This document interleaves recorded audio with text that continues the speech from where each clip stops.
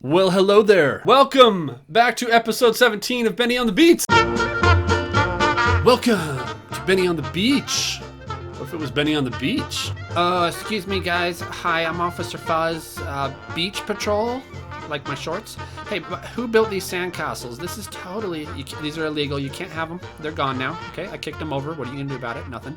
If I see them again, it's gonna be a big deal, okay? Felonies. We're talking felonies. Peace. I'm out. But it's not. It's Benny on the Beat. Of course, the all-time favorite show of all the land with police, about police stuff. I'll give you guys a little spoiler for today. Well, maybe I already gave it away in the title of the video. I probably did. I usually take highlights from the week, right? I try to share with you guys the most interesting things, like the exciting things, just like an episode of Cops will do. But I decided for today's episode, we're gonna take a day in my job from beginning to end, regardless of what kind of calls or how little I may have done or the stupidness, unedited. We're just gonna take one day. And to me, it's probably more of a boring day because it's not highlights. It's not interesting stuff or what I would think of as interesting. It may just be the most interesting episode ever. Oh, but first of all, a word from our show sponsor today. Today's show is sponsored by...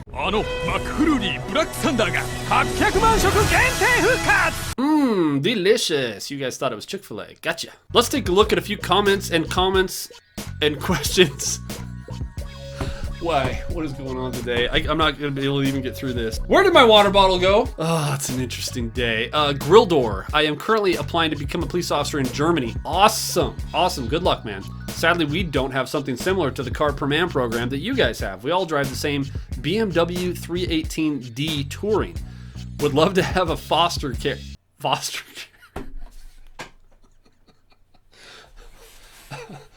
Yes. Yes, Grildamore would love to have, was that his name? Grildor. Grildor would love to have a foster care. What is wrong with you? Grildor, good luck with becoming an officer in Germany. And don't worry, BMWs, you know how it is in the States. I wish I had a BMW. Speaking of cars, Healthy Girl, I guess I can't tease you anymore about your Impala. Oh, that's right. Anybody that didn't know, if you guys didn't know yet, I got rid of the Impala.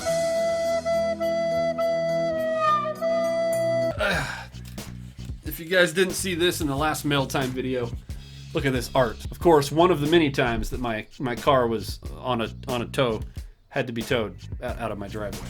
It's true, the Impala is gone. It is no more. If you didn't know that already, I have a new car, which means there will be a new police car tour video coming out and a reveal, so to speak, of the car.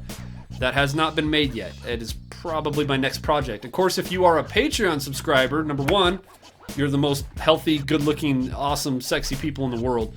And I thank you from the bottom of my heart. And that's why I already did a preview, a vehicle reveal tour video specifically for them. So if you're a Patreon sub, you already know what it is. You've already seen it. For everybody else, it'll be coming. But Healthy Girl says, my car is in the shop for the 4th time in July for stalling. My car has also been hit 3 times.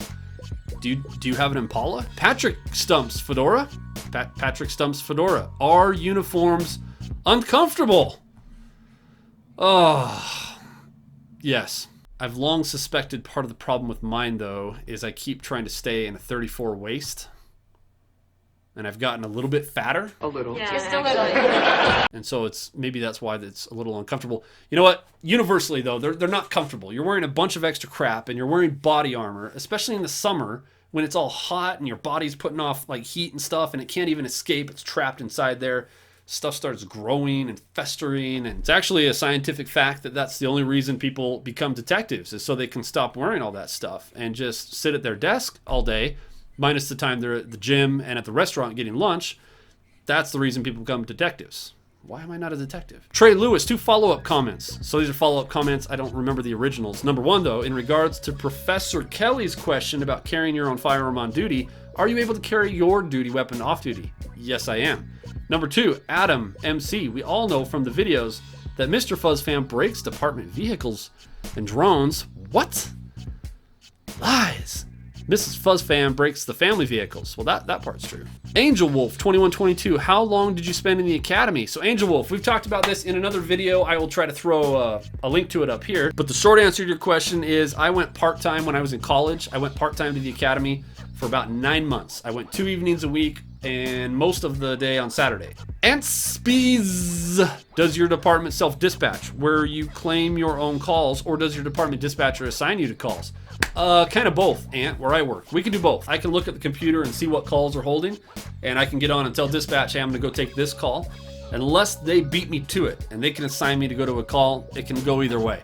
But it's kind of like 50-50 in my department. There are some officers that manage to get through every shift, every day by self-dispatching. They always like take the call they want and they stay on it until they see another one they want, and then they just go on that one. So they never get sent anywhere by dispatch. Shimul, yeah. Hi there, I really enjoy your videos. Just wondering if there is such a thing as a cop having a quota as to how many tickets they have to give out. Personally, I don't think so, but you hear a lot of this from people, so just want to clarify. You know what? It just depends like where you're at in the world. I can only speak for the agencies I've worked for and the area that I work in, and no, I've never had a quota. I've never been required to give any tickets, X number of tickets or whatever. In fact, where I work, I have not given a traffic ticket in, I don't even remember the last time. It's been 84 years. Susan, love, that's 3 loves, the channel. Thank you, Susan. Question, if you get a group of requests for service, who determines the priority ones? I'm thinking dispatchers aren't like triage nurses.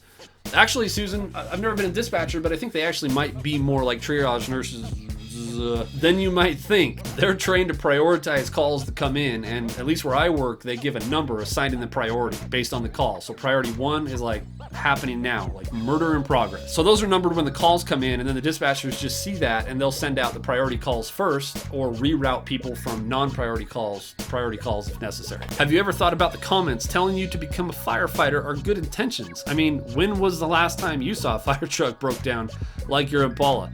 You know what? You got a point there. Can you just imagine what it would be like day one with me on the fire department driving the fire truck? I've always fantasized about this. Whoa!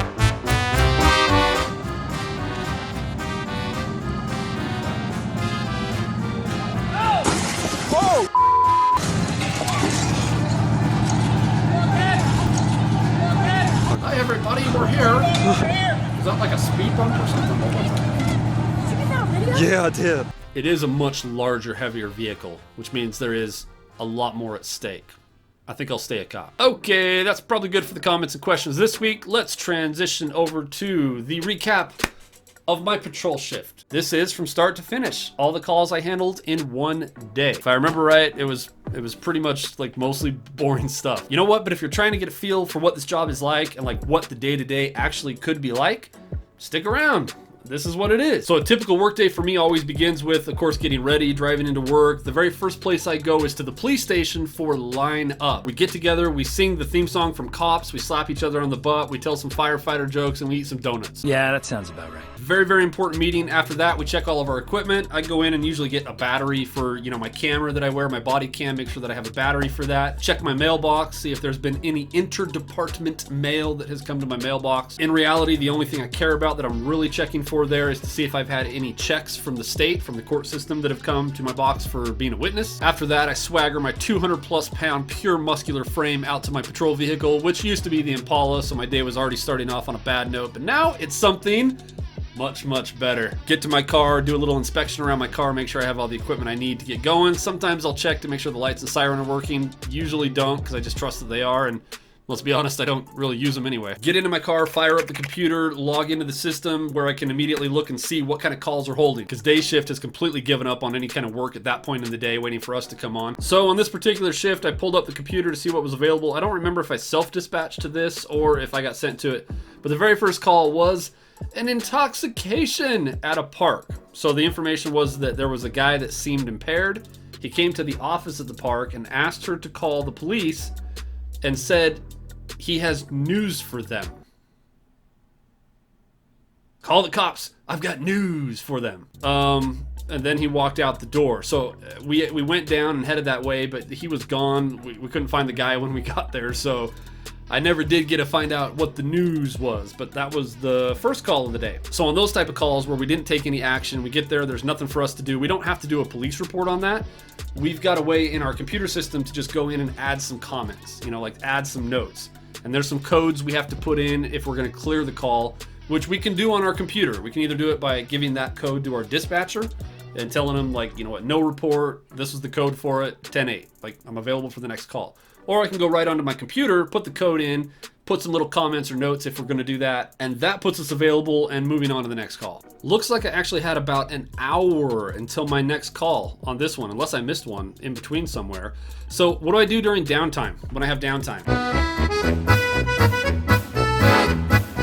There's a lot of things that we can do. We could, if we wanted to, go do traffic enforcement. I don't usually choose to do that. We have a lot of officers that will go do self-initiated stops. They'll look for, you know, prostitution, drug deals, just suspicious individuals. We can go to problem areas in our city. We have a database where we can look up and see complaints and issues that citizens have reported on. And we can go to those areas and do extra patrols and things like that. If we want to, we can even just go sit in a parking lot and check our emails, check our Twitter, our Instagram feed. You have a lot of latitude to do whatever you want as an officer. And if you're not committed to be going somewhere and handling calls, you can sit and do nothing, or you can go get as busy as you want. But we had about an hour till the next call, which was a traffic accident. And I'm reviewing this as I go, so I don't even remember what some of these are until I look at the notes. Oh, okay, yeah, I remember this one. Nothing exciting about this one. I was a backing officer on this one. The primary officer and I were sent to this intersection.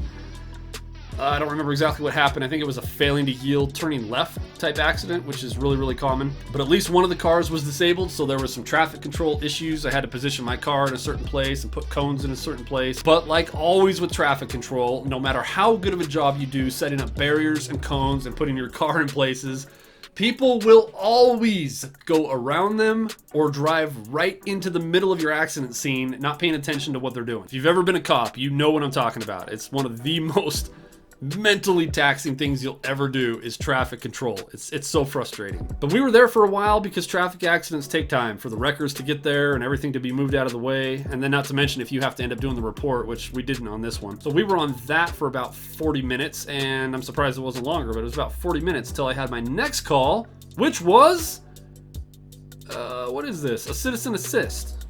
What was this about? Oh, okay, so I remember this one now. So this lady, I actually called her. I just called this one, but she left her car unlocked. And she was parked at an apartment complex in what she thought was an open spot at the apartment complex. So she was in a spot she thought she could park in. And apparently she wasn't supposed to park there because she got back to her car and realized that someone had been inside it, rifled through her glove box, and wrote her a note. Like her glove box was open and they used a pen from her glove box, and they wrote a note on a piece of paper from her car. They told her something about how they didn't appreciate her parking there and not to do it again. So there was no damage, like there was nothing stolen, there was nothing missing from inside the car. It's just kind of weird. Definitely creepy, right? I mean, she shouldn't have left her car unlocked, but you definitely don't have a right to get in somebody's car and like leave them an angry note. Just put it on the windshield or something. Holy cow. Was it really that long? 4:30 all the way to almost 7 o'clock? Unless I missed one, that's a long gap. So apparently I had a long gap between my next call. I don't remember what I did. So we had a little bit of time to kill until the next call, which was a reckless activity. Male directing traffic for parking causing... Oh yeah. This was at a stadium where we had a sporting event going on, and this was a complaint of somebody directing traffic for parking that was causing a hazard. They didn't like them out in the road. So I responded. I went and drove through the area just to say that I did. I didn't expect there to be a problem, and I didn't find the guy they were talking about anyway. So we cleared that one, and about 20 minutes later, we get a harassment investigation. So this was another telephonic call. We were supposed to call the individual. So when I called this guy, he was upset because there had been another guy in his neighborhood that had been approaching him during his early morning walks and harassing him. And when I asked him about the harassment, he said that the guy was like catcalling him and stuff. He'd walked this same route for months and months and months, and the first time he ever saw this guy, he'd been parked in a van just watching people and had catcalled at him. And there's a lot of weird people in the city. Any metropolitan area, you're going to have some interesting people. So the guy did what he should have done. He just ignored him and he kept, going on his walk. The problem was the guy liked to take the same route as he walked, and like multiple times in the future, not like every day, but like there were plenty of times in the future where the guy was there again. and he would be catcalling and whistling at people going by, including this guy. I can think of a few things I would do if I was the one that was happening to. I mean, it's entirely possible. You picture me in jogging shorts, cruising down the road, I'm likely to get some attention.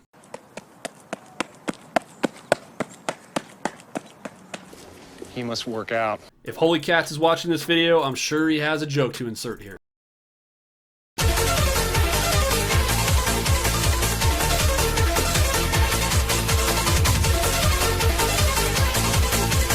Then I had about 40 minutes and I made a traffic stop. Are you kidding me? I made a traffic stop. We do it for fun. We just do it for fun. We do it for fun. Bad boy. Oh, no. I backed somebody on a traffic stop. So an officer called for another officer. They called for backup.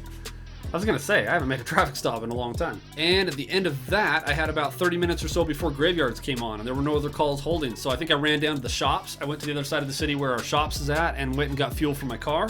At that point, our graveyard crew had signed on, and they start taking the calls. If there's calls coming in or holding, they take the calls, just like we do for the day shift when we get there. And after they come on, that gives us a chance to kind of sit back for a minute and get caught up on reports. If we haven't done reports, it's a good time for us to finish all those and get them sent on their way.